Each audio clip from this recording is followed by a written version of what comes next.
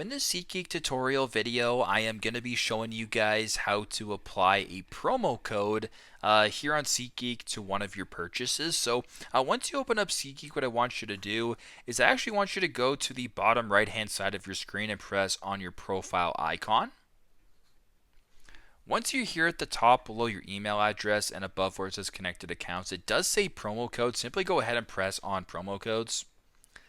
Now, once you're in the promo codes tab here, what you can actually do is you can go ahead and type in a promo code. So, for example, if you wanted to search up, I'll just go Talkin 10 because this is Talkin baseball. They usually have a Talkin 10 promo code, which I have used before.